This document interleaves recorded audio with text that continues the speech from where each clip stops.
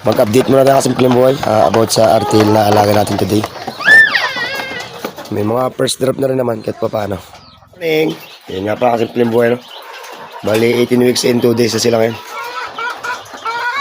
Kaya yung pagkain nila, naghahalo na tayo ngayon. From pre-layer to layer na. Naghahalo tayo ng konti hanggang maubos yung natter nating 1 sacks. Para masanay sila makapag-adjust sa pagkain. Bali ano nga pala, 5.2 kilos ang dapat kainin nila. So hati-hatiin muna natin kasi hindi pa nila kaya ubusin. Siguro mga 3.5 kilos pa lang ang consumption nila. Hindi pa ganun kalakas kumain. Maghalo muna tayo siguro mga mga siguro 60-40 ng pagkain nila. Ayan. From layer to pre-layer na natira para hindi sila mabigla at makapag-adjust muna ng pagkain. 60-40 muna tayo. Mga plastic diba para makapag-adjust sila. Hindi sila mabigla agad. Ayan. Yun. Yan nga pala simpleng buhay, no? Yung program na ginagawa natin dito is base lang sa seminars at training na inatendan natin.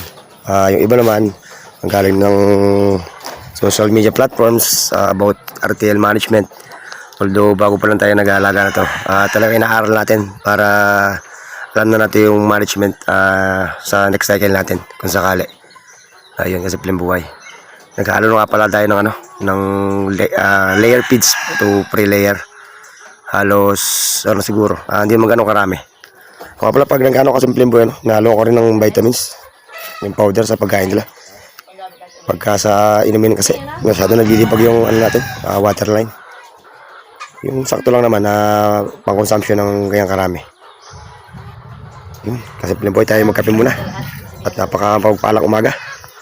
Yun, bali kasi pinaboy, 18 weeks na sila in 2 days.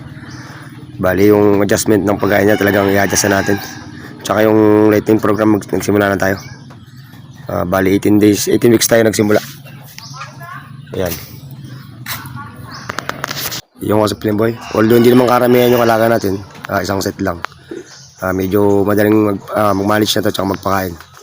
Saka syempre habang pinag-aaralan natin, kahit pa paano kakaroon tayo ng experience actual.